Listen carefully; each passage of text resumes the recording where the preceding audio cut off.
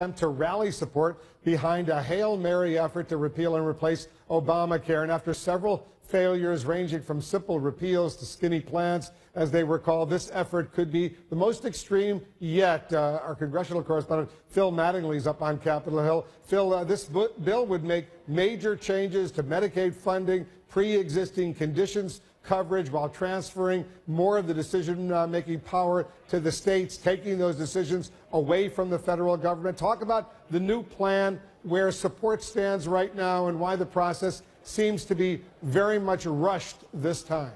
Yeah, it's a compressed timetable. There's no question about it, but it has to be. Senate Republicans, if they want to pass this health care bill, this repeal and replace effort, their latest repeal and replace effort, they have to do it by September 30th if they want to be able to pass it with just a majority vote. That's because of budget rules, and that's the only way repeal and replace can move forward. Now, just a week ago, Wolf, as we've discussed, this was all but dead.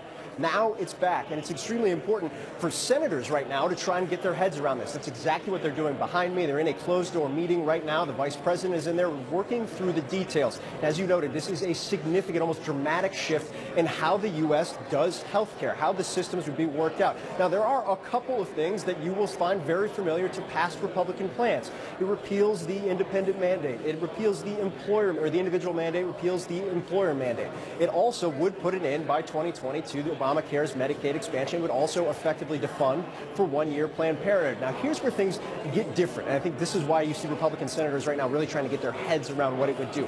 This bill would actually maintain the majority of Obamacare's taxes. They would also take the Medicaid expansion money, put it into a pot, and split it out to states, all 50 states, via block grants. Now, this is something that conservatives like very much, giving state governments the opportunity to decide how their individual systems would work, but would also mean, combined with some of the Medicaid changes to the overall program, ending the fact that it's an open-end entitlement, that there would be significant reductions likely in spending over the course of the next couple of decades. So that has some senators worried. There's also one other provision that I think senators are really keying on right now, and that's the states would be given a lot of regulatory flexibility. What that means is, while you could not bar somebody from getting a plan because of a pre-existing condition, by all accounts, it looks like states would have the ability to give insurers the opportunity to increase prices based on the waivers, the regulatory waivers they'd be able to provide. Now, Wolf, as you go through all of those things, a lot of those things are the primary issues that have sank past efforts on getting this through beforehand. The real question now for Republican senators, who are very aware that this is it, this is their last chance, is what's more important? Delivering on a promise over the course of the last 7 years, or sticking to some of the statements they've made in the past? That's what they're trying to figure out right now, Wolf.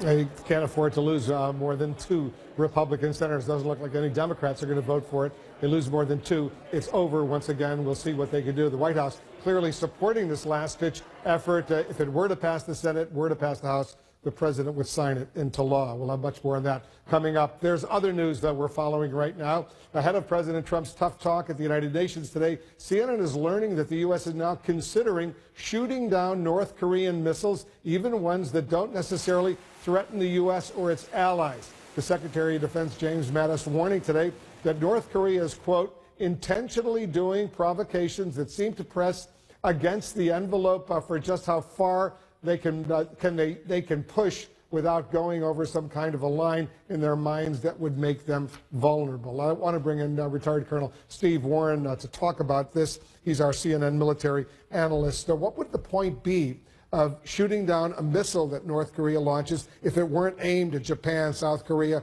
Guam, a U.S. ally or interest? Sure, Wolf. I mean, the point to shooting it down would simply be to demonstrate our defensive capabilities. But I think it's important that, the fact that this idea is being put out there, I think is really trying to do 2 things, right? Number one, I think we're trying to kind of preheat the oven, if you will, so that folks, partners, allies, Congress, the American people understand that this could happen, which then it opens up the possibility for it to happen. I think the second thing really is to give our enemy, in this case Kim, something else to think about. Well, let's take the last missile launch that the North Koreans did a few days ago. It went about 2,500 miles, went over Japan, landed in the Pacific. That's a nice intermediate range ballistic missile. Is it a guarantee the U.S. could shoot down a missile like that? Well, that's the flip side of the coin, right, Wolf? I mean, we are giving Kim something to think about if we shoot down his missile, but we are also taking some risk on ourselves. We could fire and miss. no system is 100% perfect. So there's the possibility that we could miss. And then what would that mean? But I think overall, taking the shot, splashing this missile would certainly send a message. So this is one signal that the U.S. is sending. You launch more missiles, the U.S. might shoot down those missiles. But the president was much more blunt in his speech at the United Nations General Assembly today, saying we will have no choice but to totally destroy North Korea. Rocket Man is on a suicide mission for himself and for his regime. The United States is ready, willing, and able. So if there's a threat from North Korea to the U.S. or allies, you heard what the president said the U.S. will do. Were you surprised to hear that kind of very, very blunt talk? That's very tough talk, particularly in a forum like that, the United Nations. You don't normally hear that type of rhetoric in that type of a forum. But certainly this is somewhat in line with what we've said all along. Keep in mind that, you know, it's if the North Koreans attack, then they'll be destroyed. I don't sense that we're on a process or on a path to some sort of preemptive strike. I don't see that coming. All right, Steve, thanks very much. Steve Warren, our military analyst. Coming up, word that the White House Chief of Staff John Kelly is now dictating who gets Secret Service protection, with White House Counselor Kellyanne Conway now giving up her Secret Service protection, and Donald Trump Jr. seeking to end his full-time detail at the same time, why security experts say this will go backwards. This is the bill that's coming before us.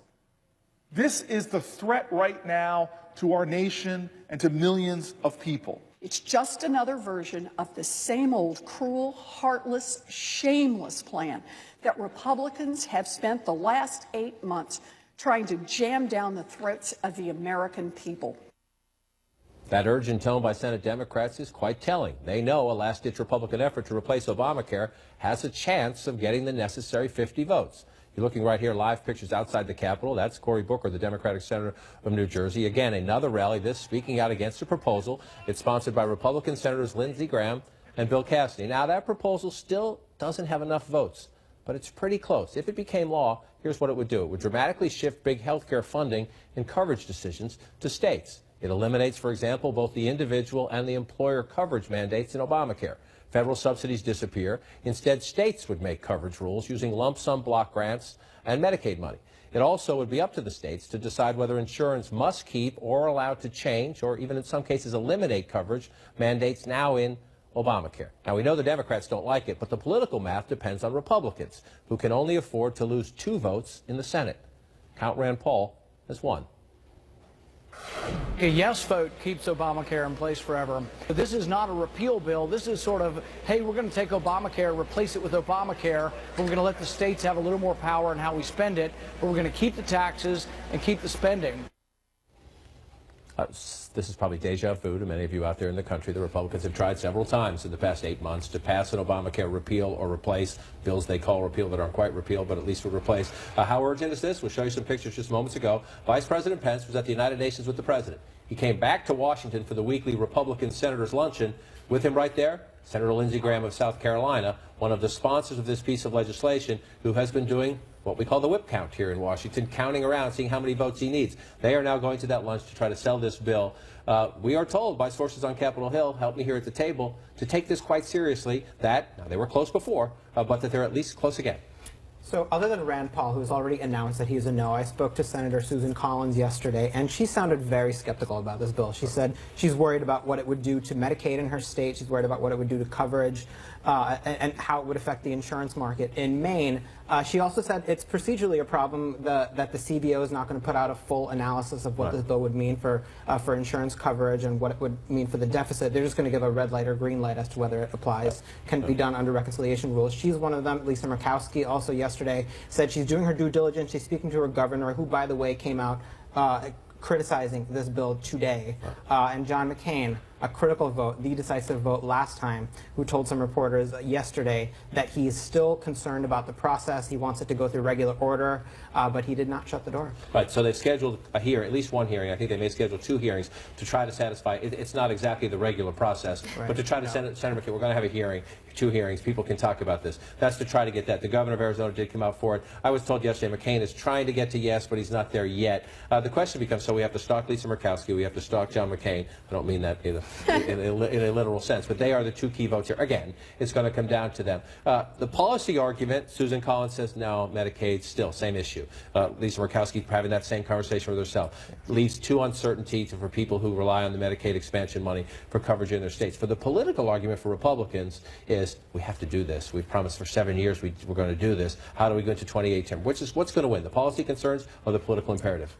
You know, this is not really a repeal of Obamacare. I think it is important to note that it leaves the regulatory architecture that, if you talk to conservatives like Mike Lee, that was their major, the Utah senator, that was their major beef, was the regulatory architecture and the taxes. And this really does leave the structure in place. It just shifts the money from the federal government to the states. So Rand Paul is not really wrong when he voices these complaints. And I think to a certain extent, all the drama you're seeing from Democrats is a little bit overstated in that it's not a sweeping repeal, but I do think that the drama on the Republican side, or that the stress you're seeing from Republicans, is that they need to pass something, anything, and Donald Trump was not wrong when he hammered Mitch McConnell saying you got to get something done, and the Republicans had 7 years to do this. They really should have had something ready and teed up, there's a real desperation to do something, even if it's not a full repeal. But what is that's the key point. What is the risk, though, if they go through this again? The Vice President, Lindsey Graham, coming down the steps for the cameras, an urgent meeting,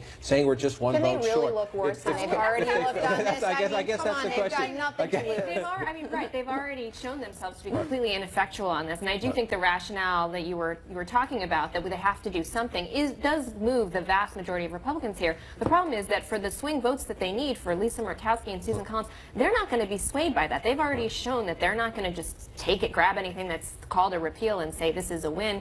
This Medicaid expansion was one of the more popular elements of Obamacare, even with all the other problems that lawmakers on both sides say there are with the existing health law. The Medicaid expansion was one of the more popular things, so I think it's going to be very difficult to get people like that over the hump if they haven't gotten there yet. If you are a Republican voter out there in America, especially a Republican voter who might have questions about your health care, and you see them go through this dance again, and they don't do it, that is quite interesting. I just want to read this before we go to break. This is Senator John Cornyn, the #2 Senate Republican, on the relationship between Senate Republicans and President Trump. I think it's like a thunderstorm. After a while, it clears up. The sun comes out, and everything's okay. Asked if he finds that kind of relationship acceptable, Cornyn said bluntly, what choice do I have? Welcome to Washington. Up next, Hillary Clinton raises the specter of doing something she once called horrifying. Coney Island has been around for a long, long time. Reminds me of how Geico has been saving people